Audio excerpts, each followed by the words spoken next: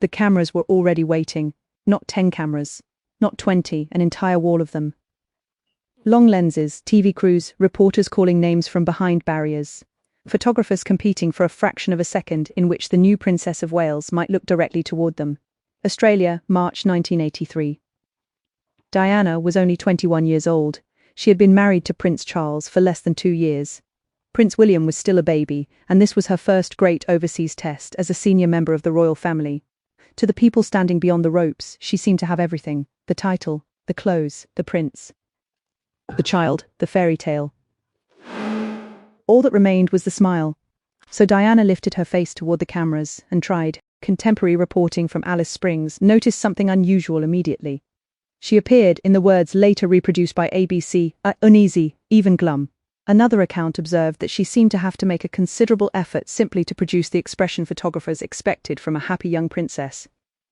ABC News: the photograph required happiness, the institution required composure. The tour required success, and whether or not Charles literally said the words that would later seem to summarize that entire period, smile for the cameras, the demand itself was unmistakable.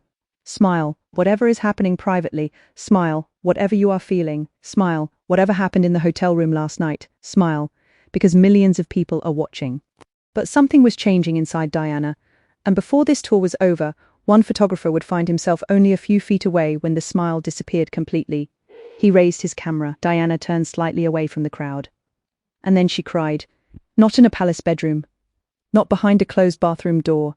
Not somewhere the machinery of royalty could quietly contain it. In public, with the cameras still there. And once those photographs existed, the fairy tale became much harder to protect, but to understand why that moment mattered. We need to go back. Because Australia did not break Diana. Australia revealed what was already breaking. When Lady Diana Spencer married Charles on July 29, 1981, much of the world saw the ceremony as something close to mythology. The shy young woman, the future king, the enormous cathedral, the carriage, the dress, the balcony, the kiss, the image travelled around the world, and images mattered. Royal life had always depended partly on symbolism. The family appeared. The public looked. Continuity was communicated without anyone needing to explain it. Diana entered that system at 19. Almost immediately, photographers discovered something extraordinary about her. People did not merely want to see Diana, they wanted to feel something from her. A glance, a lowered head, a nervous smile. She seemed to communicate vulnerability through photographs in a way few royals had before her, and that gift became a burden almost as quickly as it became an asset, because the more people looked at Diana, the more they noticed Diana. Not the couple, not necessarily the future king. Her. By 1983, Australia would make that imbalance impossible to ignore. Charles and Diana arrived with 9-month-old William, a decision that itself attracted attention. Diana was reluctant to endure such a long separation from her baby, and William's presence helped create an image that felt unusually modern for a royal tour. A young family had arrived, but the young mother was exhausted. Diana later described the beginning of that Australian visit in strikingly unromantic terms. She remembered heat, jet lag, sickness, and the unbearable sensation that the entire world was concentrating on her every movement. After an early engagement in Alice Springs, she said she returned to her lady-in-waiting and broke down, saying she could not cope. SBS preserved her description of the tour as make or break time for me. SBS Australia.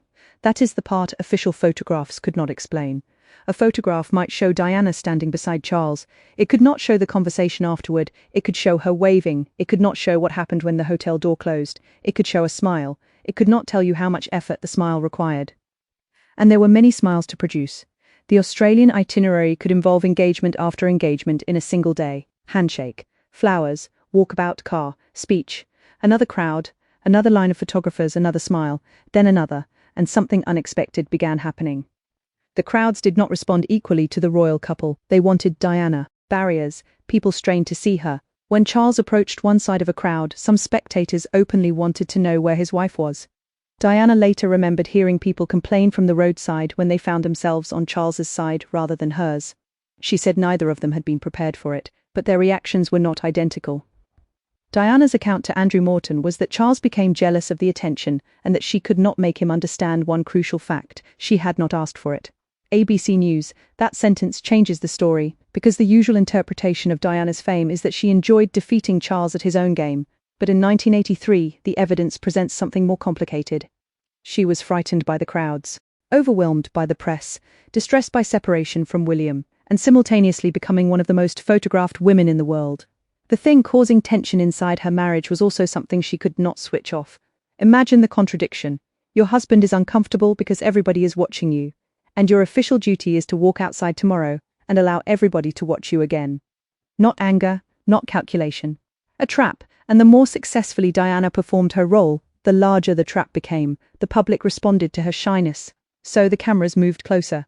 They responded to her clothes, so newspapers printed more photographs. They responded to her warmth, so crowds became larger. Success created attention. Attention created pressure. Pressure created tension, and then she was expected to smile through the tension because the success had to continue. This is why one photograph from Sydney matters. Royal photographer Ken Lennox was covering the tour. Outside the Sydney Opera House, with a huge crowd nearby, Lennox positioned himself close to Diana. He later recalled being only a few feet from her. He was trying to compose the kind of photograph editors wanted. Diana, the Opera House, the crowd, three symbols in one frame: royalty, Australia, public adoration. Then the photograph changed. Diana began crying. Lennox remembered her weeping for several minutes while Charles, in his recollection, appeared not to respond to what was happening beside him. Vanity Fair, think about what the camera captured. Not scandal, not confrontation, not shouting. Tears. For years afterward, people would study Diana's marriage through enormous events, interviews, biographies, affairs, separation, divorce. But sometimes a marriage tells you more in 3 feet of physical distance than in 300 pages of explanation. A young woman is crying. A crowd is roaring. Her husband is nearby. The cameras continue working. That was the photograph. But the real significance lay in what happened after moments like it. Diana kept going. This is where the easy version of her story begins to fail. Because if Diana were merely too fragile for royal life, Australia should have destroyed her public confidence. Instead, the opposite gradually happened. The frightened young woman who had arrived in Alice Springs began learning how to stand inside the attention. She did not make the cameras disappear. She learned what the cameras could do. The distinction is enormous. At first, the camera demanded something from Diana. Smile, wave, turn slightly, look this way. Years later, Diana increasingly understood that she could demand something from the camera. Look at this patient. Look at this hospital. Look at this child. Look at this disease people are frightened to touch. Look at these landmine victims. Look somewhere the comfortable world normally avoids. The camera that once imprisoned her image eventually became one of the tools through which she communicated. That transformation did not occur overnight in Australia. But Australia showed her the scale of the power she unexpectedly possessed. The crowds demonstrated it first. Thousands of strangers could ignore the hierarchy printed on official programs and choose whom they wanted to see. Charles was the heir, Diana was the magnet. That was not how monarchy was supposed to work. Rank moved downward from the sovereign. Public affection moved in whatever direction it wanted. And in Australia, public affection moved toward Diana. Even Republican Prime Minister Bob Hawke and his wife Hazel publicly remarked on her charm. Newspapers recorded huge crowds, intense fascination, and an atmosphere surrounding Diana that increasingly resembled celebrity rather than traditional royal deference. ABC News, the institution had acquired a remarkable new asset. But inside the marriage, according to Diana's later testimony and multiple biographical accounts, her popularity could deepen existing insecurity. That is what makes the command implicit in those photographs so tragic. Smile beside your husband, but not so brightly that you eclipse him. Charm the crowd, but do not become the reason they came. Perform perfectly, but never appear to know how powerful the performance has become. Diana could not solve that equation. Nobody could, and eventually she stopped trying to solve it in the way others expected. Years passed. There were more tours, more photographs, 2 sons, more rumors, more private pain. The marriage deteriorated. By December 1992, Charles and Diana had formally separated. And the woman who had once struggled simply to produce the required expression for photographers became increasingly capable of using public imagery with extraordinary precision. Sometimes she did it without saying a word. That is one reason photographs of Diana remain so powerful. You can watch the evolution. Early Diana often appears to be responding to the camera.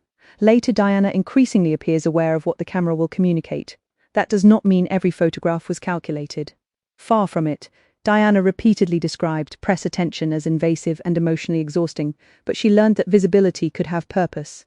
The very thing that frightened her could also amplify her causes, and eventually she would speak directly too. In her controversial 1995 Panorama interview, Diana presented herself not as someone who intended to disappear quietly, but as a woman determined to maintain a public role despite the collapse of her marriage. The interview itself is now inseparable from the serious misconduct Martin Bashir used to secure it, something established years later by the Dyson investigation. But Diana's broader struggle over authorship of her public identity existed beyond that interview. Who would define her? The palace? Charles? The press? Biographers? Photographers? Or Diana herself? That struggle had been visible years earlier in Australia. A camera was pointed at her. The expected response was simple: smile. And at first she tried. But the extraordinary thing about Diana's story is not that she eventually stopped smiling. She did something more consequential. She stopped allowing the smile to be the whole story. She allowed people to see discomfort. She allowed people to see compassion. She allowed people to see rebellion. She allowed people to see contradiction. Princess and wounded wife. Royal insider and institutional outsider. Global celebrity and frightened young mother. Woman desperate for privacy and woman learning how to use publicity. The contradictions were not evidence that Diana was impossible to understand. They were evidence that the fairy tale had been too simple.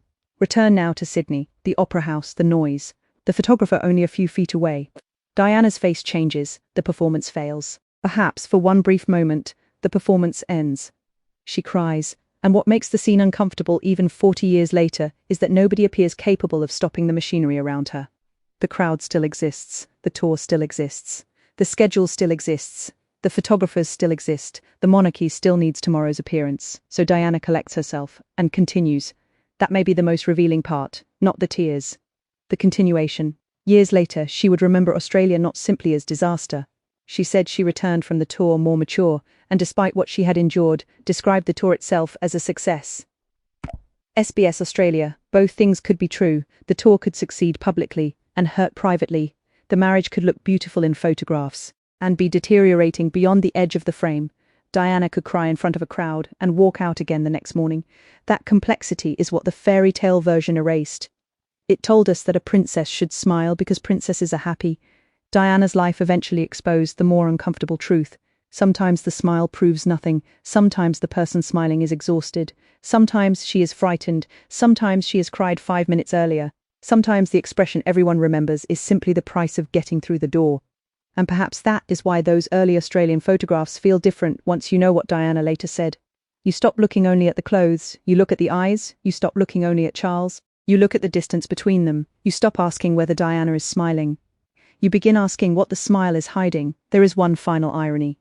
The royal system needed Diana to face the cameras. That exposure helped create the phenomenon that would eventually make her far more difficult to control. The more people saw her, the more attached they became. The more attached they became, the less dependent Diana was on the institution to tell the public who she was. By the final years of her life, Diana possessed something unusual. No throne, no constitutional power, no army, no government. After her divorce, not even the title of Her Royal Highness. But she had attention, and she increasingly directed that attention toward the causes and people she wanted the world to notice. The cameras that once demanded her smile now followed her choices. Perhaps that is the deeper meaning of Australia in 1983. A 21-year-old woman arrived believing she had to survive the attention. She left beginning to understand that the attention itself had power. She had not asked for that power. That much she made clear. But once it existed, she slowly learned how to use it. And the institution that had taught her how important appearances were could never completely control her appearance again. So when you look at that frightened young princess surrounded by photographers, remember what came afterward. Do not remember only the tears. Remember the woman who stood up after them. The woman who returned to the crowds. The woman who spent the following years discovering that visibility did not have to mean obedience. Because the most important thing Diana did after being asked to smile for the cameras was not to refuse every smile. It was far more dangerous than that. She eventually decided that the cameras would no longer decide what her face meant. She would, and for a woman whose entire adult life had been turned into an image, reclaiming that meaning may have been one of her quietest forms of rebellion. The shutter clicked. The photograph survived. The fairy tale did not, and Diana's voice, long after the cameras stopped flashing, survived with it.